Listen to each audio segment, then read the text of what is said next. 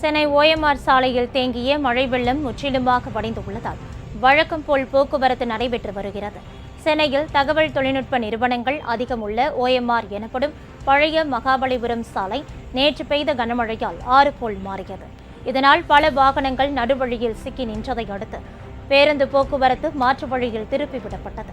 இந்நிலையில் ஓஎம்ஆர் சாலையில் துரைப்பாக்கம், ஒக்கியமடுவு உள்ளிட்ட பகுதிகளில் பொதுப்பணித்துறை அமைச்சர் எ.வ.வ. வேலு ஆய்வு செய்தார். மெட்ரோ ரயில் பணிகள் காரணமாக ஓஎம்ஆர் சாலையில் பல இடங்களில் வடிகால் அமைப்புகள் தடைப்பட்டு தண்ணீர் தேங்கியது. அவற்றை ராட்சத மின் மோட்டார்கள் உதவியுடன் வெளியேற்றியதால் வெள்ள நீர் விரைவாக வெளியேற்றப்பட்டதாக அமைச்சர் தெரிவித்தார். வேளச்சேரி, மடிப்பாக்கம் உள்ளிட்ட பகுதிகளில் இருந்து வரும் வெள்ள நீர் பள்ளிக்கரணை சதுப்பு நிலம் மற்றும் ஒக்கியமடுவு வழியாக பக்கிங்ஹாம் கால்வாயில் கலந்து கோவளத்தை அடுத்து முட்டுக்காடு பகுதியில் கடலில் கலக்கிறது.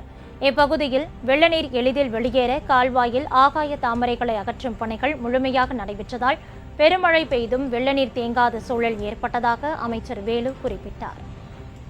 நின்று கொண்டு பேசுகிற இந்த ஓஎம்ஆர் ரோட்டில் பார்த்தீங்கன்னாக்கா 100 மீட்டர் உள்ள பாலம் தான் பழைய பாலம் இருக்கிறது. இதை 200 மீட்டர் பாலமாக கட்டணும், அதன் மூலமாக தான் தண்ணி ஈஸியாக போகிறதுக்கு வாய்ப்பு இருக்கிறது என்ற அடிப்படையில் இப்பொழுது 200 மீட்டர் பாலம் கட்டுகிற பணியில் நாங்கள் நெடுஞ்சாலைத்துறை ஈடுபட்டு இருக்கிறது.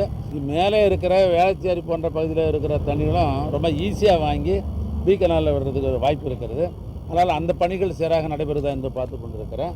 ஏன்னா நாளைய தினமும் மழை இருக்கும், புயல் நாளைக்கும் கிடக்குதுன்னு சொல்கிற இந்த நிலையில் ஆங்காங்கே சீர் செய்கிற பணிகள் பொறியாளர்கள் இரவு பகல் பாராமல் இதை தொடர்ந்து இந்த 2 தினங்களாக அங்கங்கே நாங்கள் பொறுப்புகள்லாம் போடப்பட்டு ஷிஃப்ட் போடப்பட்டு அங்கே பணிகள் ஆற்றி கொண்டிருக்கிறார்கள்.